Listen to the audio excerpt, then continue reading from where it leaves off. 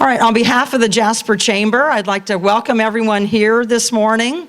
And I do want to give a reminder that this year, again, like last year, we will be taking questions in a written format. So there are papers and pencils or pens at the end of each row. If you have a question, feel free to write it down, and we'll collect those in a little while after the legislators get done telling us what they've been up to. So I'd like to introduce our two legislators we have with us this morning, Senator Mark Messmer and State Representative Steve Bartels, and we want to thank them for being here. So let's thank them.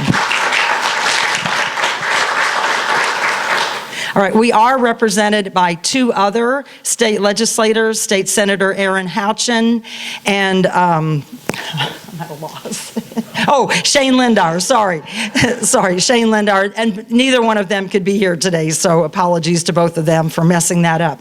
But I think we'll go ahead and start. The way we normally do this is we let our state legislators talk for 5 or 10 minutes, tell us about things that is going on in their area, maybe bills that they are introducing, and then we'll take it for those written questions in a little while. Well, thank you, Nancy, for organizing this so well like you do every session. It's a good opportunity for us to let you know what's happening in the General Assembly. I'm sure most of you, follow issues in the media, but, doesn't mean that the State House media doesn't always necessarily cover everything that's going on. So it gives us an opportunity to keep you up to date as best we can and let you ask questions. And thank you all for on a nasty rainy day for making the effort to get here, because we all would have had a good excuse to stay home.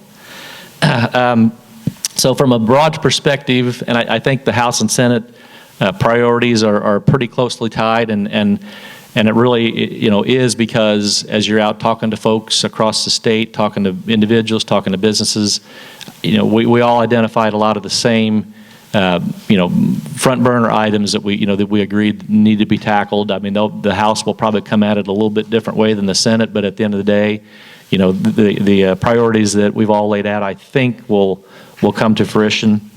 One of our top priorities on the Senate side, and I know it's on the House agenda, is transparency in healthcare costs. I've meeting with hospital folks in my district. I know I had a specific meeting with Good Sam folks in Vincennes just right before Christmas, and the all-payer claims database system to put more transparency in their costs for different procedures, get the cost comparisons out to the public so you can look at, and typically it's going to be non-elective or elective type procedures. I mean, if you go to the emergency room, you're going to the first place you can get. But if you're going to have an elective procedure, it will allow you to compare costs for those services, at folks in your geographic area, and as a consumer, then make a wiser choice on the cost of what you're doing. Another issue that's really health insurance company driven is an issue called surprise billing, and you go into Memorial Hospital, you get a procedure done, and maybe not every doctor is in Anthem or United Healthcare's network. The facility is, but some of the medical providers are not, and that happens all across the state. And then you get a bill in the mail, a month or two later, for your covered in-network procedures, and then your out-of-network procedures that end up costing you a ton of money out of pocket. And there's a couple of ways we could go at that issue, from either just mandating everybody within a geographic footprint, be in network if the facility is in network, or making the process for insurance companies to deny that in-network coverage more expensive than it's worth for them to do. I mean, there's a couple of approaches. Don't know which one we'll land at, but I think the issue will get addressed. And then a big issue, we uncovered a pretty big problem in the process is called pharmacy benefit managers, and we've got one in Washington called TrueScripts that actually does it the way it's supposed to be done. They're a small player in the market overall. But I mean, the way theoretically, when these things came out in about 2013, a pharmacy benefit manager would work on a ration basis on what they could save. They work for group health plans. They work for they go to drug companies. They buy things in bulk. they distribute them to to the clients that work for maybe the big employer self-insured plans or the different group plans. They pass those cost savings back down to the consumer, and they get a percentage of the savings. That's the way they're supposed to work. But the way a lot of pharmacy benefit managers have done, CVS has their own pharmacies, and they have their own pharmacy benefit manager company. And what a lot of the large PBMs that control about 75% of the market are taking those negotiated cost savings from the pharmaceutical manufacturers and putting it in their pocket, not making their way back down to the health plan that they are contracted with. And we talked about trying to deal with that last session. We really couldn't get the language right, so we're gonna try to tackle that issue, and it's across the country. It's just not just here. So those and last year LSA calculated that there's about $300 million of negotiated savings that those large pharmacy benefit managers were getting from the pharmaceutical companies and not passing it on to the consumers of Indiana. Another big priority, I know it's their House Bill 1001, it's our Senate Bill 2, is dealing with the hold harmless of when we changed test formats last year. Anytime you change the format of the test, and we had the issue pop up, I don't know, sometime in my tenure there, when you change test format, you've really got to take at least 1 year to put a pause on implementing it. If it caused a school, corporation, or school building's test scores to go down, we're gonna not allow that drop in test scores from a change in the test and the test format to negatively impact schools and their grades. So if they got an A last year, they're going to get an A this year, whatever A, B, C, D. If they were an F and they were in some type of an improvement plan, they're still in an F, and they're still going to have to, unless their grades went up. We do allow the grades to go up, but we don't allow them to go down. Right now, I think the bills are identical language. They're moving theirs through. We're moving ours through. They'll flip the houses. We'll vote on them again. Try to keep them clean and get it done within the next week and a half, and send it to the governor so schools have some surety on how that issue is going to be played out.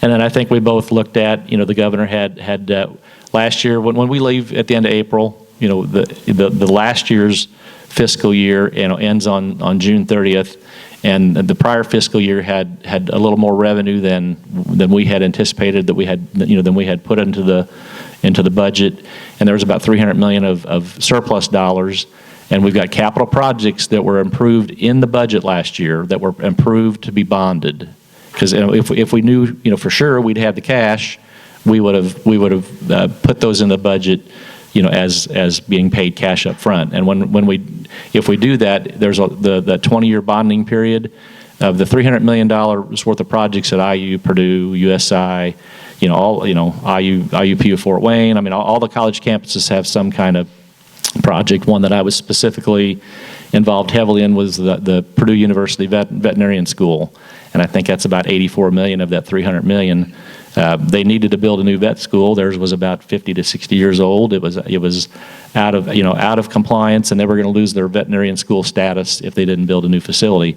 So that's the biggest chunk of that. And we're going to, instead of bonding those by paying cash, we're going to save the taxpayers $140 million over the life of those bonds, rather than. And we could do nothing. We could distribute that surplus money back to the taxpayer. We could use it to offset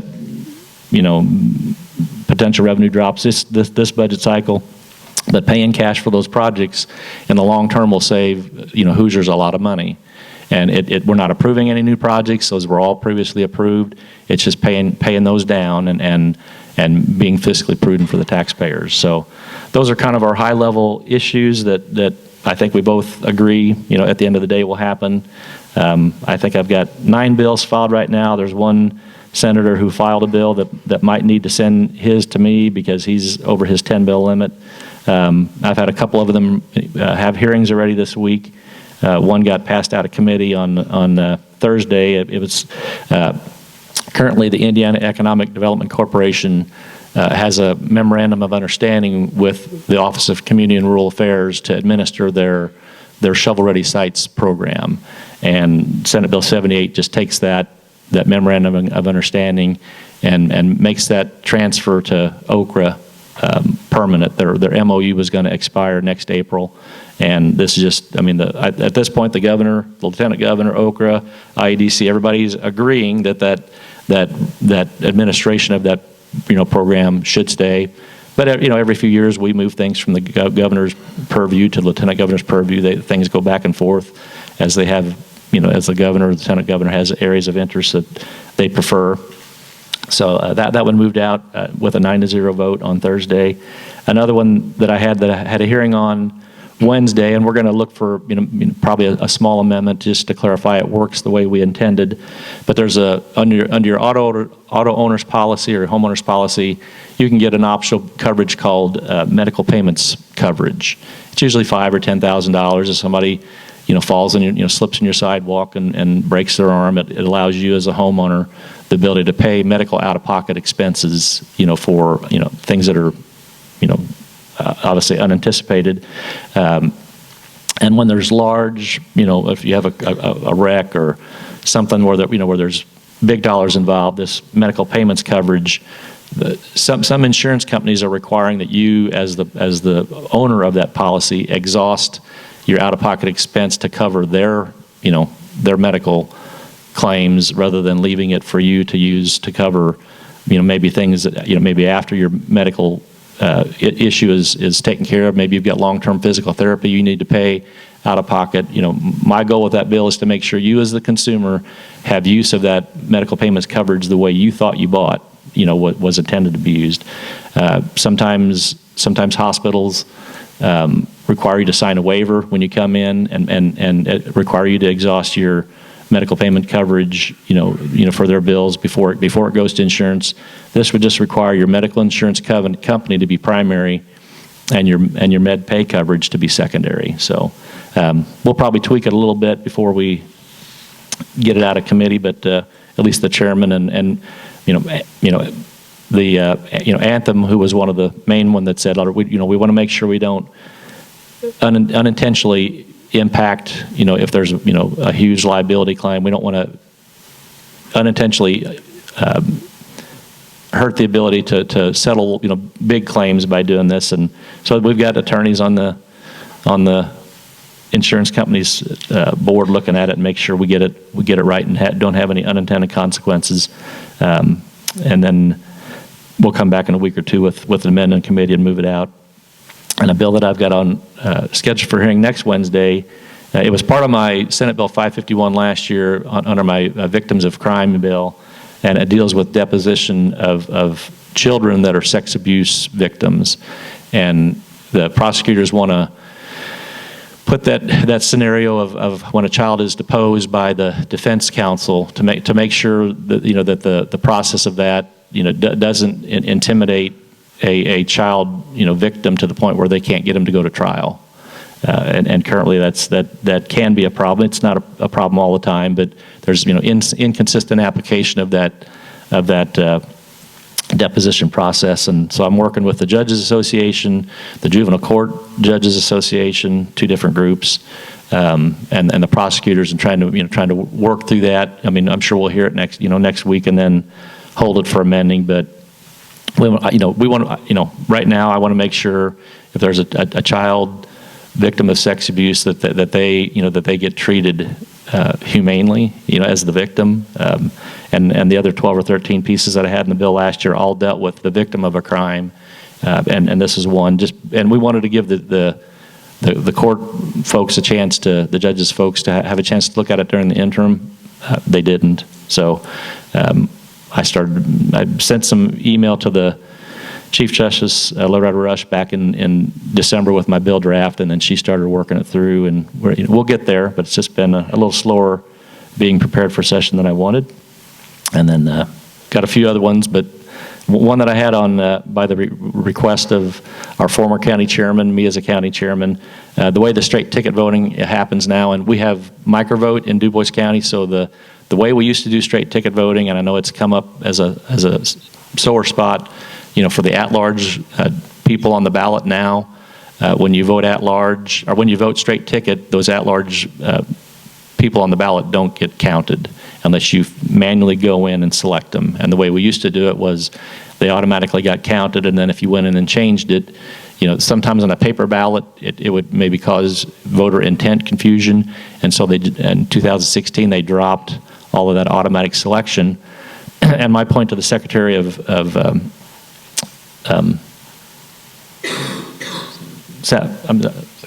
Secretary of State, yeah, Connie Lawson was, was the undervote worse before than it is now? And if it's worse now, why don't we go back to the way we had it? Because there was both can lead to undervote, and that means people think their vote got cast one way and it didn't. And she said, well, we've got a study going on, whichever way leads to less undervote is what we'll do. And I said, okay. She's working on, supposed to have some numbers back from all the voting machine vendors, within the next week or so. I still don't know that the Senate chairman is going to be willing to hear it, but we're going to push for that. I don't know if we'd get it done in time to get it reset for 2020, but down the road, I think it's either have no straight ticket voting, or if you have straight ticket voting, let the vote get cast to every person on the ballot. Microvote said if you vote a straight ticket vote and you go to that at-large section and you try to pick somebody that's not already, if you try to pick somebody in another party, it requires you to deselect somebody that you had cast a vote for on the straight ticket option. And so they said in their system there's no way to have voter intent confusion. Not every county is covered by microvote. So I think there's a company that does optical scanning, and it does lead to some potential problems with them. But we will see how that plays out, and I won't give up on the issue. So, Steve, your turn. Well, thank you, sir. As Senator Messmer has said, we kind of, the House and the Senate, agree on some primary issues. Education issues for the House is large this year, healthcare costs. And a couple things that I personally am doing on behalf of the citizens is keep watch of 1001, 1002, and 1003.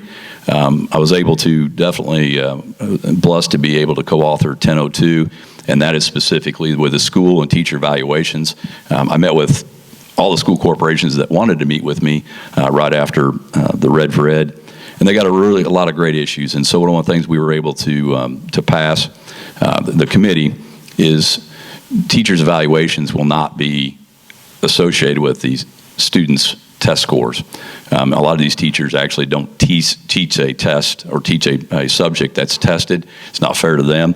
And the other thing we looked at is the schools will actually have a dashboard. So they'll have, instead of calling a school an F, what the intent is in education is we want kids to increase, and we want them to continuously to learn. And so I think when we start measuring what their increase is going to be more beneficial than just say, well, what's a school?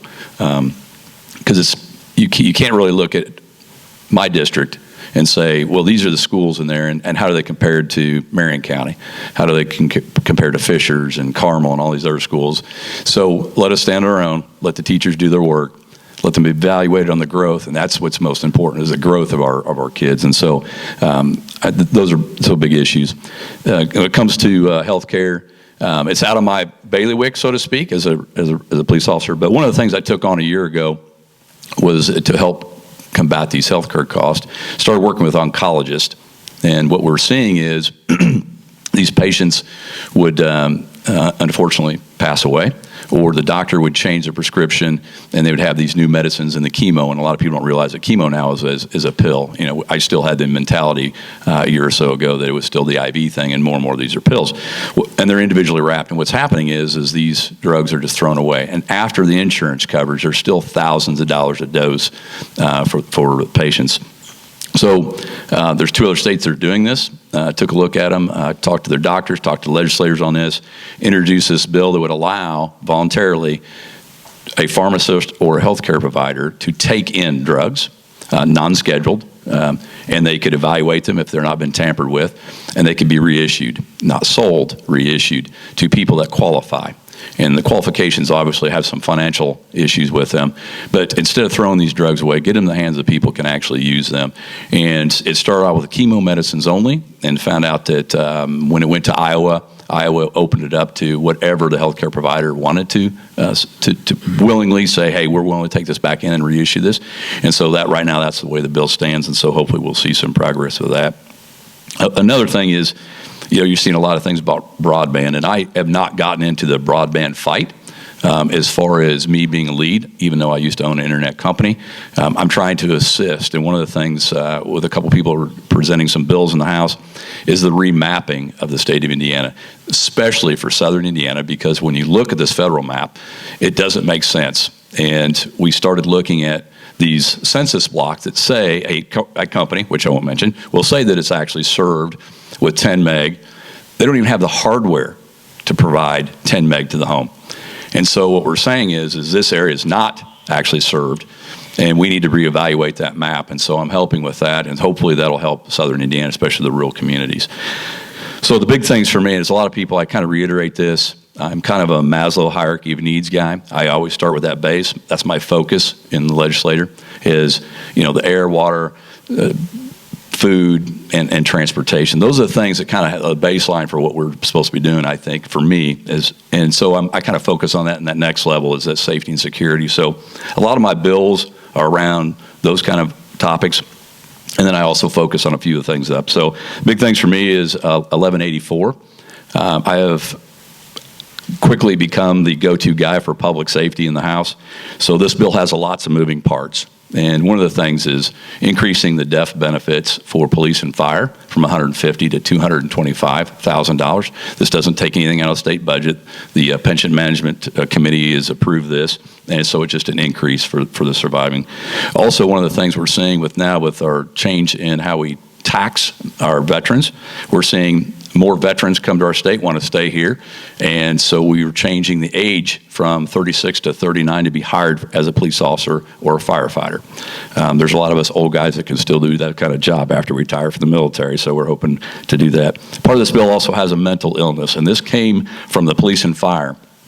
So what's happening is there'll be a stress or a mental illness based on something in the job, and there is no real steady path to recovery. So a lot of times they go on disability, and they're just on disability forever. Part of this bill will actually make it to where they have to go through a review every 2 years. And the intent here is follow the plan. The patient must follow a plan. At the end of the 2-year plan, they'll be reevaluated. The intent is take the plan, follow the plan, and get off disability, come back to work. And if you can't, then there'll be a permanent disability. But so this is kind of like trying to police their own, lack of a better word than a pun.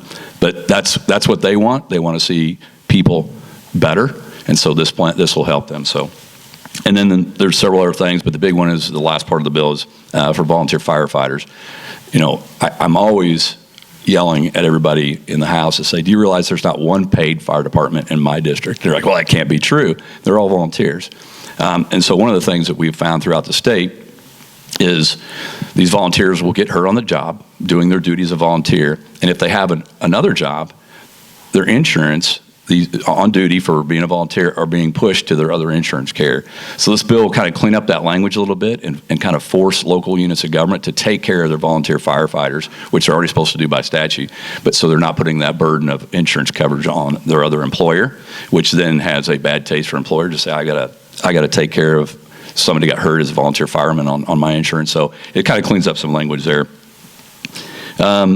Blue Star plate. I always try to do, I think I mentioned this every year, I try to do one bill that's just fun, doesn't hurt anybody. And so last year was the disabled veterans plate. If you've been around that, it was a horrible, ugly plate. And so I got contacted by everybody in the state to do the Blue Star plate. And I don't know if you know what the Blue Star is, but it was started in World War II. It was just if I have a family member serving in the military, normally back then you'd put out a Blue Star flag. And it was when a member was killed that they would actually take a gold star and put it over it, and that's how the gold star actually came. So this would actually, where if I have a member serving, I can pay the BMV to have that plate and show that I support the military through a family member. There's a couple other bills. Shane Lindauer and I are working on a couple things that do some temporary residency issues, and what that means is if I'm a military member and I'm moving to Indiana, that I can actually use this exemption for residency so my kids can get into a school whether it's a secondary education or a local community. So a couple things like that. So that kind of just sums up what I'm doing, and I guess we open for questions. All right, I forgot earlier to mention we do have some of our chamber board members here, so if you're a chamber board member, raise your hand, please, and thank you for being here today. We appreciate that. And then if maybe a couple of you in the back could collect the questions, and then we could start asking some of the questions to our legislators. Okay, I do have someone that turned in a question already, so we'll just start with these while you're collecting those. What sources of information do you find most valuable in making decisions about legislation? Constituent input, such as some of your surveys, personal contact, lobbyists, contributors, committee hearings, or fellow legislators? Well, personally, all of those are excellent ways to get input. The legislative surveys I usually send out, trying to anticipate things that are going to be before the General Assembly, and it gives me a good pulse of what the folks in my district are thinking, and my survey stacks are in the back if you want to grab one. These are just with the online surveys. We'll take the mail-in surveys and blend them with them, but usually the online results and the mail-in results aren't much different. But that is very helpful for me when we know we've got issues coming up. Direct contact from my constituents is probably the best. If I know how something personally affects you, it's going to impact my thought process. Lobbyists are always hired by different industry groups to work on behalf of their specific issue. So I mean they're always around, and folks that come to the State House during session. I know Farm Bureau always brings in, each county brings in, groups, a different week, and they come and talk about issues that we're dealing with that affect and how it affects them. But I think whether it's at the State House or by email or by phone call, hearing from the people that it impacts is probably one of the best ways to let me know, and is probably going to have more influence on what I do when I know how it affects my neighbors. A big ditto. I mean, it really takes all, but I do kind of weigh the people's opinion that it affects the most. And so I like to see all those different perspectives, how that bill will affect my district. But it's truly is, an education bill. Obviously, teachers, administrators, I'm going to weigh more heavily on what their opinions are over my particular neighbor that does not have anything to do with education. Those kind of things. So, but it takes all. I think even the lobbyists sometimes have a skewed view based on who they represent, but you can go to the lobbyists on the other side and you get kind of this balance of what the discussion is. So, yeah. And it never surprises me. Bills that I'm working on or bills that I have in committee, the committee hearing process, I mean, that is really where you get both sides of an issue vetted. And many times you'd go into committee hearing thinking, you knew where you were going to be on an issue, and when, especially when individuals come in, but when folks come in and testify in a committee hearing, that probably sways. Sometimes I can move completely the opposite direction on what I thought of a bill, or you get the opportunity to clean a bill up from that committee hearing process. It's really where you get the teeth of a bill evaluated, and the pros and cons, and we clean bills up a lot because of what you hear in committee that you didn't expect. Just for an example, how important this information feedback to us is when we talk about raising the smoking age and vaping. So the vaping I had no problem with, but I had a problem with voting for raising the smoking age for several different reasons. But my district says that's what they want. That's what these different organizations say what they want. So here's an example of where I personally would probably not vote for it if I went to the polls, but that's the way I'm going to represent my district. And it's probably around 72% want to see that raised. So there's an example where it makes a difference on how I vote is what my district wants. All right, the question is, do you agree with the Jasper Chamber of Commerce statement that the purpose of today's legislative breakfast is to allow constituents to listen and to learn from our legislators as they tell of various happenings and upcoming bills in the current legislative session? Please give your reason for your answer. Well, I think historically that's been the purpose of these. I came the last 20, 25 years as a citizen to hear what's going on. I mean, I always anticipated that was the primary objective of it.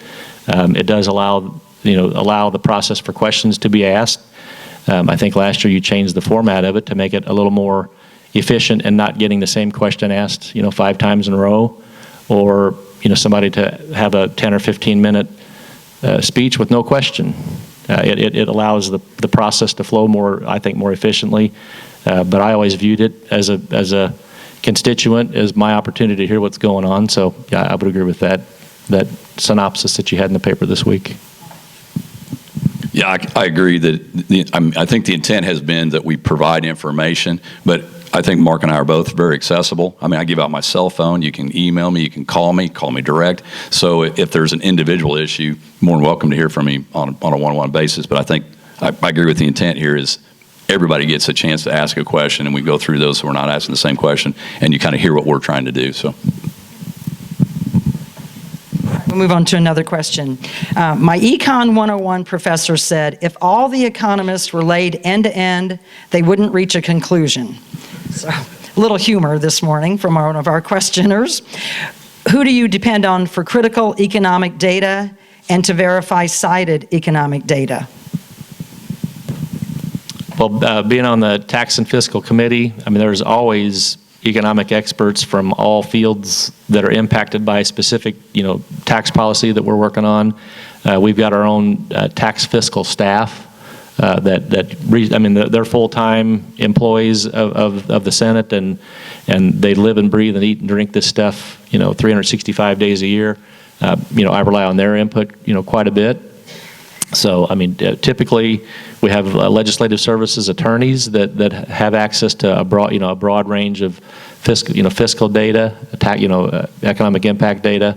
So I'll say a combination of legislative services, our own Senate fiscal full-time fiscal staff, and then folks that come in to testify in committee hearings. I agree, and the only thing I'd add is the business community, and when we hear about deregulation, that stimulates the comment. It's been proven fact. So if I hear people talk about we need more rules, more laws, I start to shut down. That's not been proven effective. So less laws. All right, and earlier, Mark, you said that there's a limit of 10 bills you can file in the Senate. Is that the same thing in the House? Oh, you get 5, okay. Short session, we get 10 and they get 5. Okay. Long session, We're all about 10 under the current speaker. Okay, well, that makes you really focus in on what you think is important. During long session, I don't think I've ever had more than 10, because just get too many things to juggle. All right. What is the total amount of the Indiana state budget a year for education, pre-K to 12, and how much goes to vouchers, and how much goes to public schools, and what is a percentage of each? I'll lay that question up here. I didn't bring my recap sheet from last year. 51. It's 51%. I'm going to say it's about $18 billion. That goes to K through 12 education. Is pretty close. I might be off, plus or minus $500 million, but it's in that range. 4% go to charter schools, and 2% go to vouchers. That I know. Yeah. Okay. I was going to look it up. Then here's another question on education. What should be done with failing public schools, charter, and virtual as well? How long should a publicly funded school be allowed to educate students who are consistently failing tests? I think the statutory process for failing schools, if you're an F for 4 years in a row, it's not mandatory that the state take over that school corporation. But I think after 4 years, that there is an option for the state to take over administration of a school district. I think it used to be 7 years, and I think sometime in my tenure it went from 7 down to 4. 4 is still a long time, but there could be a lot of socioeconomic issues that dominate that performance of students as well, and so that's why that 4 years is not a shall, it's a may. You have to look at the situation and look at what the administration and teachers are doing, and maybe they're doing the best they can. So it's not a mandatory takeover, but so there is a process in place. Yeah, I think the thing to know too is the state comes in prior to that. I mean, they're like, hey, here's where you're failing. Here's some issues, and they offer help. So it's not like they're just like, hey, good luck, and in 4 years we'll see. So and there's been a couple schools in my district that's already experienced that and have rose. They've gained some ground on that. So I just the state doesn't just wait for that. So Right. Yeah. They have to put a self-improvement plan together. I don't know if it's 1 year as an F or, definitely 2 years as an F. You have to work with the Department of Education and indicate to them how you plan to turn the situation around, what plan and what steps you're going to make. Accepting F as a given is not our intent, and I don't think that's the way. I don't think any school corporation would just feel satisfied with staying in a failing status forever. All right, Senator Messmer, a question for you. Do you support Senate Bill 26 to limit finance charges on small loans? Well, I'm not exactly sure what Senate Bill 26 has. We've dealt with a variety of small consumer loans over the past few years. So without knowing the bill and not having filed the bill, I can't really answer that.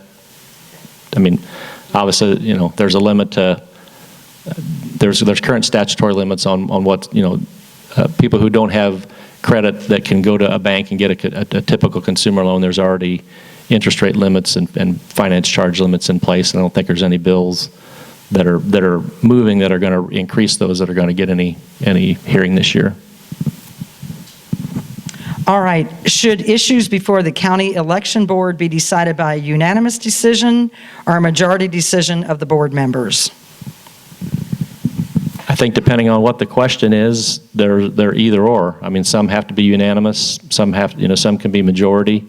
I think currently to make a change to go to vote centers, it has to be unanimous. Amy, is that correct? But I'm sure many issues that come before the local election board are majority vote. Some of them are unanimous vote. I think if it's a major issue, it currently requires unanimous approval. As in going to vote centers.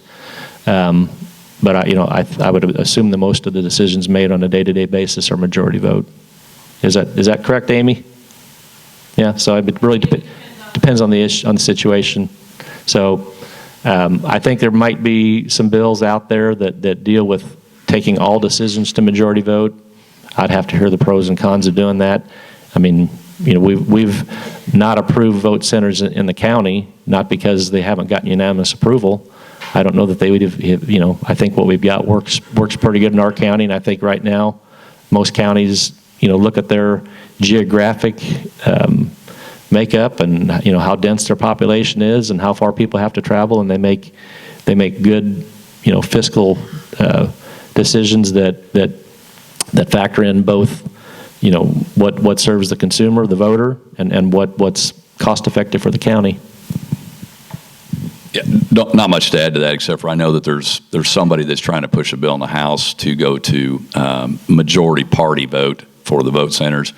I think right now it's unanimous. That's kind of like I'd let my counties tell me what they want to do. Obviously, if we use a unanimous vote system, then it's a bipartisan vote. So I'm okay with the way it is currently. Okay, Steve, we'll start with you this time so we can get a little back and forth. The interstate is growing up in brush and invasive species. Can we control the invasive, invading these areas more with things like interstates? Say it one more time. I'll just let you read it. Okay. Interstates is growing up with brush. I'm assuming that what the intent here is we're having problems with NDOT and their mowing and taking care of these things. I don't know if that's and so I've actually asked, and I have a current copy of the contracts for the private industries that do this. What I've seen is, especially like we call Scenic 66, and they'll mow one side higher than they ever had when the state used to do it. And then 3 months later, they'll do the other side. And it's just, and NDOT has some problems with their contract people. And what we're hoping to do is force them to say, okay, you've breached the contract. the state recoups money and then hires somebody else. It's a little harder than you think. That's where the difference is. A private business owner that had been fired, I'd hire somebody else. This is a standard. You're not going to get the job. It's a little bit different in government. It takes a lot longer. So I'm still fighting that fight. Well, I agree with the intent of that question is, I mean, there are invasive species that grow up not in just interstate right-of-ways, on all NDOT highway right-of-ways, Johnson grass, and I mean, there's tons of invasive species, and if they would just, I mean, some of them can be controlled with Roundup, some of them take other chemicals, and sometimes they wait till after the invasive species has seeded, and then it's a waste of time anyway. I mean, why spray something that's already gone to seed? You know, you might kill the plant, but there goes the seed. I mean, so I've been on NDOT. I've got constituents that watch that. I give them specific, you know, mile markers and highway locations where and every time I call, they go out and spray it. But why don't you get on it in April and May, you know, June, and get on it earlier? And I agree, it's probably because, you know, some of it's because of, you know, contractors that they hire and they've got so much area to cover, and maybe some of them do, you know, some do get hit early in the season, but the ones that you know, if you have thistle and Johnson grass and other things that are, you know, that then goes from the highway right away, you know, into the neighboring farmers, you know, fields and causes them tremendous headaches. So I'll continue to keep the heat on NDOT, and anytime you've got areas where you know it needs attention, I mean, they always seem to react. Well, don't just react. Why don't you, you know, get on it a little bit ahead of time and control them like you're supposed to.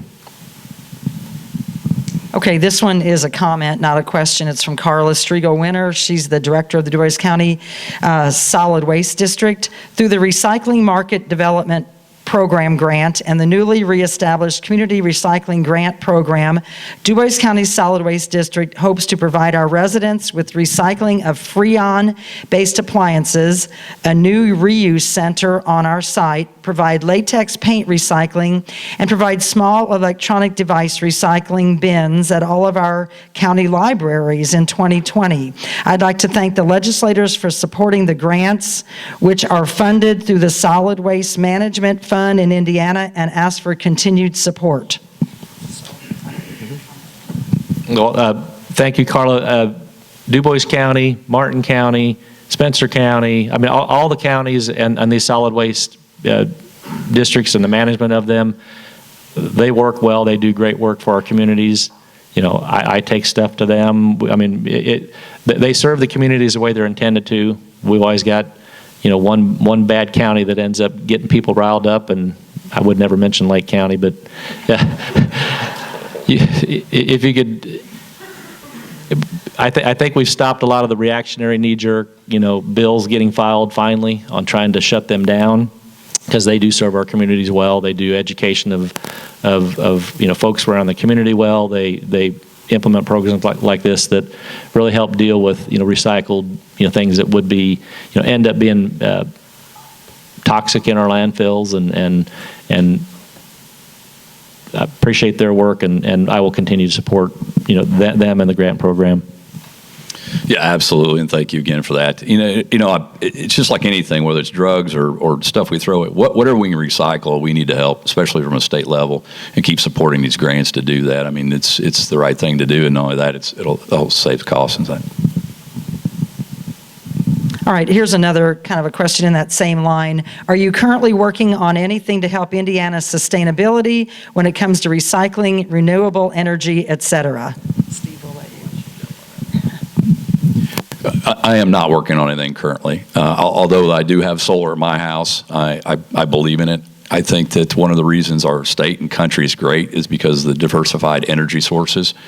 So I think we continuously look at those and use those resources out there and add it to our portfolio of energy. I don't have any current bills that I'm working on, but, you know, we do have a task force now that's looking at our energy policy in the state and how the IURC, you know, reviews, you know, plans by utility companies for, you know, how their energy mix is going to play out. But, you know, we need, you know, we're looking at wind and solar, and I mean, we don't have the right geography for, you know, for waterfalls and hydroelectric. We don't have nuclear allowed in the state, so our mix is basically renewables through wind and solar, natural gas and coal, and they're looking at how to incentivize that, how to set those mixes going forward to make sure we have a reliable energy source that's cost effective and utilizes as much renewable as possible. I mean, we've had a bunch of solar and wind projects rolled out across our area. I mean, the REMCs are doing solar projects just across southern Indiana. I think everybody's trying to to put as much of that into the mix as is reasonable and cost effective, and use as much renewables as possible.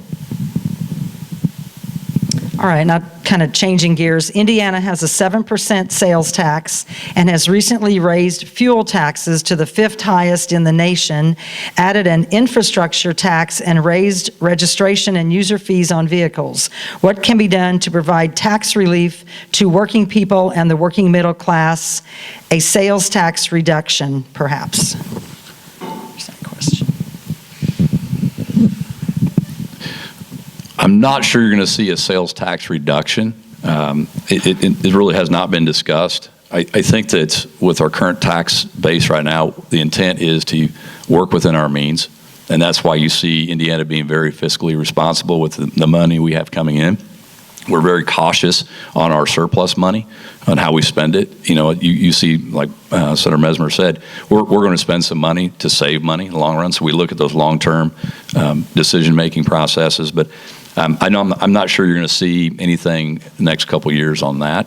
I think the property tax caps has also put some limitations on local government, which I'm very aware of. And so I think we're at this point where here's where we are. Let's live within our means and make the best of it, make good decisions based on that.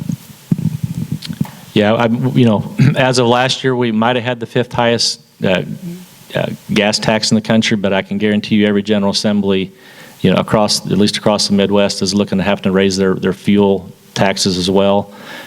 Fuel taxes are what fund the roads and improvement of the roads and construction of the roads. It's kind of like a user fee. Sales taxes are our biggest budget source across the state, and so we've reduced property taxes, we've reduced income taxes, we've eliminated the inheritance tax. All the taxes that we have eliminated over the past 10 years are 5 times what the fuel tax increase was in comparison for the average consumer. The sales tax doesn't apply to food, it doesn't apply to medicine, it doesn't apply to many things that are considered necessities for life. I mean, it's a tax that the more you spend, the more you pay, but it doesn't apply to many things that are considered necessities. And it's the biggest. I mean, we don't have a big reliance at the state level on income tax. I think it was 3.2% now, which is one of the lowest in the country on income tax. So, I mean, it's always a mix of we have no property tax revenue that goes to the state. That's all all locally driven.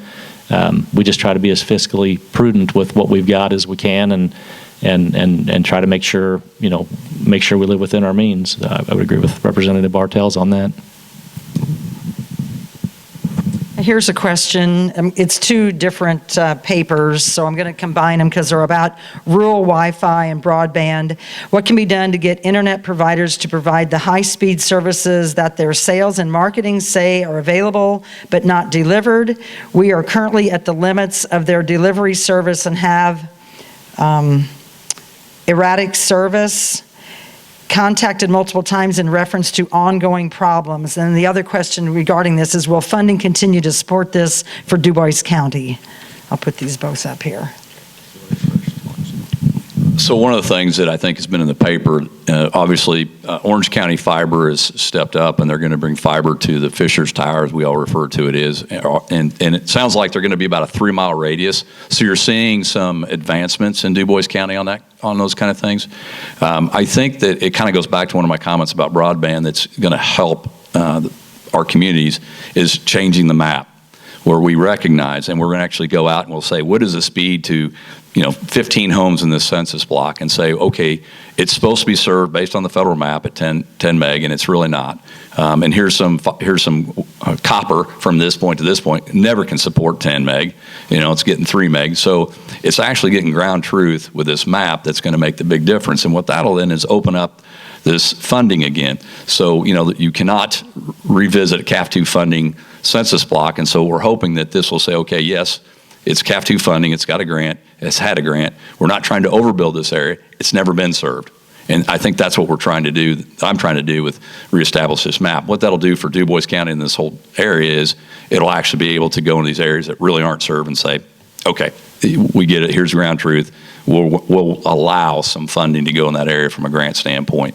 So that's kind of well, there's 2 grant sources that we work within, trying to get broadband deployment. The CAF2 grants are federal grants, and that's the one that Orange County Rural Electric is working on in Du Bois County. And outside of Jasper, Huntingburg, Ferdinand that have, cable and internet providers, they should get a heavy penetration with their 5G fixed wireless program that they're putting in. They got a CAF2 grant, I believe $6 million to deploy broadband to the areas outside the cable and internet footprint within the cities. They should have a heavy penetration of that. Once they're done deploying that, there still might be some unserved areas, and state grants would be available for those through our broadband grant program, or additional, federal CAF2 grants would be available. So there's a lot of money being spent to deploy it. Obviously, if you're the one without it, it doesn't get there fast enough. I get that, but we will continue. We've got, I know there's $76 million roughly to have grant awards, and through our grant award process, some of the internet providers who have the 10 meg and less service that they claim they have, they put up what do we call it, appeals? No, they were able to contest some grant areas during round 1, but they claim they had 10 meg service, but they could not actually display through their hardware and software that they were able to actually meet it. And so that challenge process during the round 2 grants, it's going to be a much more robust requirement for Frontier to prove that they actually can deliver the service that they say they've got. They challenged about 2/3 of the grant applications last time, and really were not able to verify that they had coverage that they said they did. So round 2, that process is going to be a little bit more in depth for them to show that indeed they are delivering 10 or better. And if not, those areas are going to be considered unserved and available for grants for competitors to come in. I want to make sure everybody realizes how important this new map is. So everything we've done from the state funding is based on the federal map, and it's not right. So that's why it's so important that we get this new map. This is truly what Indiana is, and that's why I'm really pushing for that. Anyway. All right, we have one last written question. Have you reviewed the appeal, coal to diesel, filed with IDEM and EPA by local concerned citizens, petrochemical plant, coal to diesel? Do any of these issues concern you and your families? Then from memory concerns, emissions from 4 burn-off flares did not show calculations of frequency and amounts. Concerns explosions like petrochemical plant, transportation routes and thoroughfare, or plant in Texas, it said, rail, vehicular, pipeline, tankers accident, Newburgh, fall of 2019, design of the plant, is it the newest and the best technology, earthquake, Wabash fault. So I'll let you read that. Well, have I reviewed the challenge to the IDEM EPA permit? I have not, because I have only a limited amount of time, and I deal with things that I can have some impact on. And if the state air permit is being challenged, there's a process in place that's going to let that play out. The challenge will occur. It'll either be approved or denied. They'll either move forward or they won't. And I don't have time. I don't have the ability to impact that. I don't have the time to dive in and try to pay a lot of attention to things that I can't control, because I've got 24 hours a day, and I've got a full-time job, I've got a legislative job, and the legislative job has no impact or control over that process. So I have not read it. If it gets denied, if the air permit gets denied, then that's the right thing. If the air permit gets approved, then that's the right thing. I mean, it's been supported by the people locally, the elected officials locally. If they want it and they think it's in their best interest, and the state thinks it's safe and the EPA thinks it's safe, then it'll move. And if they don't, it won't. Yeah, pretty much my same words, and except for I have not looked at it either, and I probably won't look at it unless there's something that is brought to my attention I need to look at. But other than that, it's pretty much, I'm not an expert in IDEM and the EPA, so if it's challenged and it's repealed or brought back, then you're right, so be it. That's what it's supposed to do. So. All right, we'll take these last three questions. Indiana currently has 4 super polluters in the southern part alone. There are only a handful of super polluters in the whole country. Why the high concentration here? Is someone actively recruiting or courting them to come here due to demographics, such as being a red and something state with many coal mines, meaning they may be more receptive? Is that being taken advantage of to the detriment to the health of the people in southern Indiana? Well, the only thing that I could imagine that's referring to is some of the power plants that have located here. They locate here because they have the water resource they need for their processes and the natural resource they need for their plant. Most of those power generators in the next 2 to 5 to 10 to 15 years have plans to as those plants use up their useful life. I mean, there's a lot of them are being scheduled to be shut down already, and some of them will be shut down earlier than that. I mean, the rest of it. I mean, I'm sure they located here because of the economics of being able to get the resources they needed to run, and close to their end consumers. And I mean, other than that, I don't think there's any other political bias into why they came here and in time. And as the federal EPA has ratcheted up their emissions requirements, they've all met the requirements to improve their cleanliness of their operation, or they've shut them down. And that, I mean, that'll continue into the future, I'm sure. Yeah, I can't express enough that one of the reasons our country is so great is the diversification of our energy sources. I mean, we don't get all of our energy from one source like other countries, and they're so dependent on it. So, as long as they're following the rules of the EPA and IDEM, I support that, and we need it for our country and our state. Well, and I think if you go back to 1970 to today, I don't know that anybody can honestly say that they haven't done a better job of cleaning up their operations, and that the air and the water aren't cleaner today than they were, back in 1970, 1980. I mean, clearly it is. Our emissions are lower. Our CO2 emissions, across the country have continued to be lowered. I think people try to do a responsible, job, and when the utility companies are told by the EPA what the new standards are, they either comply with them or they shut down their operations. All right. How much time is spent with corporate lobbyists on average per week, and how often do they or you end up agreeing or doing what they want, even if it may be to the detriment of the lower classes to benefit more wealthy individuals or companies? I really wouldn't have an hour per day that I spend with individuals, with lobbyists, with legislators, with my secretary, with the guys at I've never kept track of how much time, but people that are corporate lobbyists are hired by individual companies to come in and watch for legislation that's moving through the General Assembly.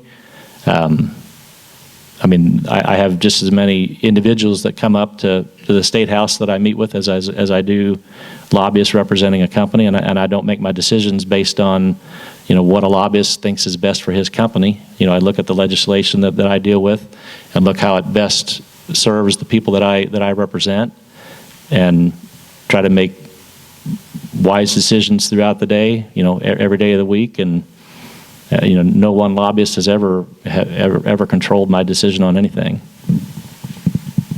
Yeah, I think this was kind of brought up, and I spoke on this earlier, that it takes everybody that's involved, that's affected by it, for me to make a decision. So a corporate lobbyist is great to talk to, Farm Bureau, individuals. So it kind of depends on the issue. When it comes to education issues, I'm talking to teachers and corporations, and whether it's the ISTA, whether it's independent teachers, whether it's a local school board, whether it's the state. So all these issues, you have to have all the information, and I think it's important to talk to all of them. And so corporate lobbyists are just part of that scenario, and so I always say this when I hear something, because corporate lobbyists is, I think, meant to be kind of negative, but Farm Bureau is a great lobbyist firm. They're corporate, but they represent people, and they're paid to do that. So it's very important to listen to them, but also go all the way down. I always pay attention to how does it affect the citizens first, and local units of government, and then the state. So it's a very important process.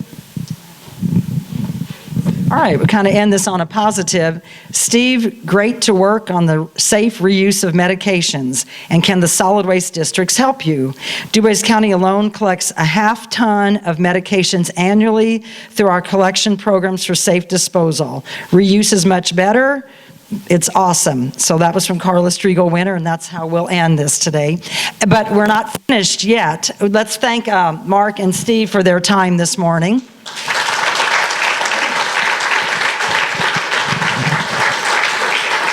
And we have another guest that's going to join us for just about 15 minutes. U.S. Senator Mike Braun is here today, and we'd like to welcome him back to Jasper for the weekend and have a few comments from him this morning.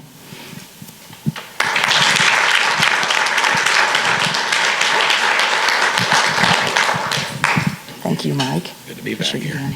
Hi, guys.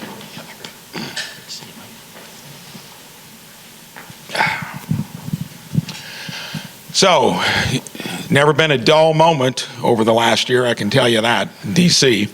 I'm going to try to give you an overview of what it's like to be there and draw the contrast to what it's like to be in a sane government like our state government.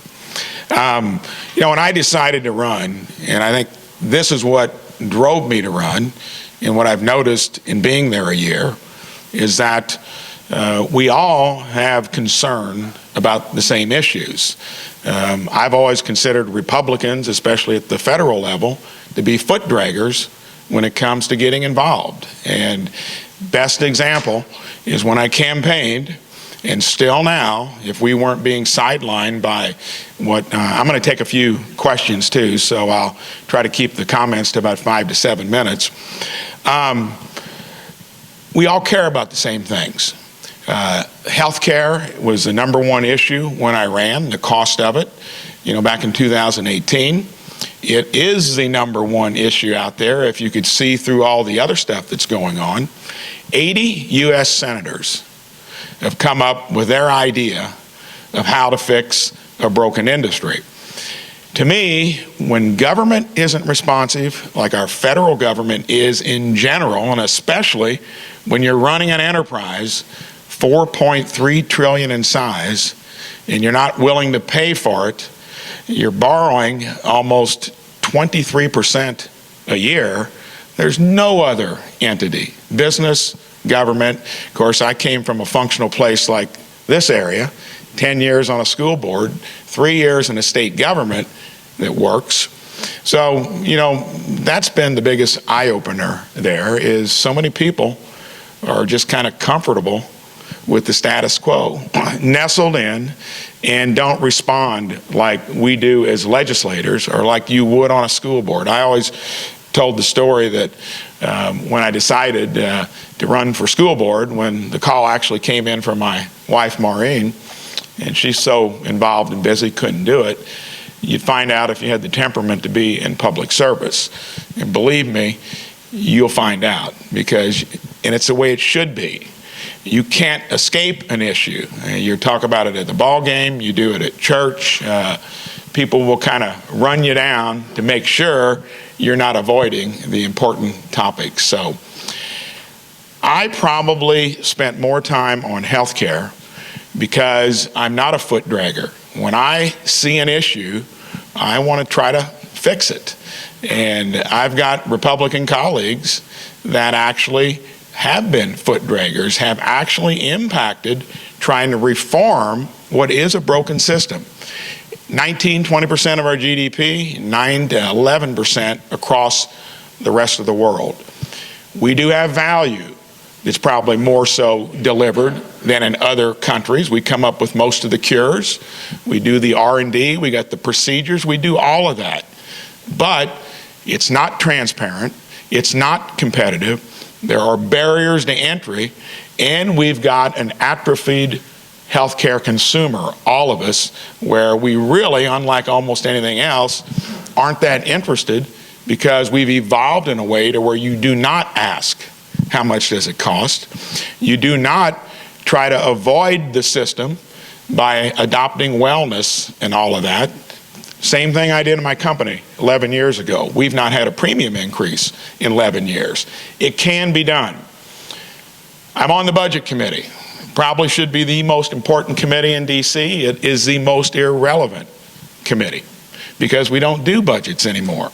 That's why we run structural trillion-dollar deficits. Imagine if you had a business doing $1 million a year in sales and you're losing $230,000. What banker would give you a loan, to get you out of that pickle? Well, you'd be out of business because there's accountability. Budgeting, sadly, is a committee I'm going to try to work to where we reform it. The way we do the federal government, Democrats roll over to Republicans for defense spending. We do the same thing for domestic spending. And there you go, another $1 trillion in deficit, and nobody has the political will to really do much about it. Most of the deficit's driven by programs that everybody values: Medicare, Social Security, and Medicaid. And then the tricks of the federal government is what used to be discretionary spending, now you make it mandatory, so you don't have to make the tough decisions on what you're going to spend the next year. Imagine if we did that at the State House. We wouldn't be operating in the black. We wouldn't have a rainy day fund. And regardless of what you think of how we spend the money at the State House, the process is what we need. Health, education, labor, and pension, and I talked about health. There's a lot of other stuff there. Environment and public works, infrastructure. We made the tough decision, and it was referred to a while ago, try selling a tax increase, even if you call it a user fee. But it's easy when you have a state like ours where in the 50 folks that came in to testify, companies, all Chamber of Commerce, Farm Bureau, across the board, other than I think the Petroleum Institute and convenience stores were the only ones against it because, convenience stores, that's a big part of their business. We did it, and we're in the catbird seat. And I'm able to, on that committee, talk about skin in the game, not asking for others to pay for everything. And we're going to incorporate that in even just being there a year through infogrants to where states like Indiana that are willing to put some skin in the game are going to get preferential treatment when it comes to funding. And I think that's how the new dynamic should work. Agriculture. I'm on the Ag Committee, and there are probably 22 of us there. Unless there's a vote, it's a full house if 8 show up. Most have very little knowledge about agriculture. They get briefed by their staffs on whatever the subject matter is. I've never used a staff question since I've been there. I listen, take the experience from the real world, and then ask questions. And there's another industry getting dominated by huge corporations, which is the next worst thing to a big federal government that's not responsive. So I'm a little different there too. I think it comes from the nature of what we all believe from this community, regardless of the party you're in. And I think it's reflective in how polarized we are. You know, I think the fact that Elizabeth Warren and Bernie Sanders, and especially Bernie, are rising in the polls on the Democratic side. Bernie is not an establishment politician. You know, Donald Trump made it through, regardless of what you think of his style, his approach. He was the manifestation of people fed up with business as usual in D.C. And believe me, it is warranted. And being there a year, you know, I'm a guy that believes in term limits. I really don't think we send the cream of the crop there, in the sense we send people there that go through the farm system of politics to make a career out of it. You got people talking about term limits until you'd actually, I think Tom Steyer is the only Democratic candidate talking about it. If you did that, you would get back to what the founders intended, and that's give your best, take the experience you've got from the real world. Don't go there to live there and make a career out of it. You'd get a lot of people to step out of the comfort zone if they didn't have to build their entire career around getting there. I think that will end up being one of the solutions eventually. I don't think it'll be done proactively. I think it'll be done out of response to some type of crisis, like completely depleting the Medicare Trust Fund, which we do in about 6 years. All the money employees and employers have put into Social Security, and actuarially, we've known this for a long time, that's gone in now under 15 years. So we got a lot of big problems. We don't have enough people that will stick their neck out and take a risk. I intend to do that, and it does give me a sense of freedom when I can go against my caucus when it's talking about big business. I tell the healthcare industry, are you that thick-headed and dense when 80 senators come forth and say you're delivering a bad product? And our healthcare system, if we just reformed it and they did what all the rest of us do in business and industry, we could keep the best of it, and we could probably get it down closer to 12 to 13% of the GDP. It's been a pleasure being there a year. I'm still as enthusiastic about it was worth doing it. Disappointed now that I have been there and see up close how it is dysfunctional as an institution, and the number of people that come to D.C. talking about lobbyists. Oh my goodness. You know, the healthcare lobbies, hospitals, insurance companies, and pharma, 2, 3, and 4 in terms of the size of lobbies out there. And it is really, I'm glad that question was asked, much different at the state level. Out there, I mean, it's a big deal. And you're getting pounded all the time, among many others that come hat in hand wanting more out of the federal government. And even for people that love government and think that's the only way you can change things in this country, you would imagine they'd want it to be a healthy institution, you know, to where it can pick a few things and do it well. And that's going to kind of be my mission for the term or two I spend in D.C. Thanks for coming today to listen to these guys especially, and I'll entertain any questions, and you can just raise your hand, do 3 or 4 of them, and probably didn't prepare any, did you? No, we didn't. Okay. Does anybody have a question? Yes. Beyond environmental, right there, have you reviewed the EPA's filing the deal with the idea permit or the petrochemical plant to use coal diesel? So when Mark was talking about that, there is a regulatory framework and a permit processing that I trust the state is going to look at, and I think the local community should have disproportionate share in any of these decisions. And I have not looked at the particulars of it. I was the first Republican to join the Climate Caucus. And of anything I've done out there, that's probably gathered more attention. And it wasn't for show. You know, I've been interested in the environment, and I think if you can't categorically say that clean air and clean water are two of the most important things, and then back it up with an EPA. If you remember back in the 60s, I think the Cuyahoga River caught on fire. We got a lot of good things that have occurred in this country. And if we're going to really address climate, and when you put CO2 into the air, it's simple chemistry and physics, you're creating a greenhouse effect. The modeling has to get a lot better, because if we got to change everything in 10 years, we're just along for the ride, and it's going to be a hell of a ride. I personally think through innovation, technology, we are already on the pathway in the United States of lowering emissions. China is going to put into place 30 to 40 new coal plants this year. Water quality is a lot easier because it's where the water is. The air, if they're doing that over there, diffuses across the globe.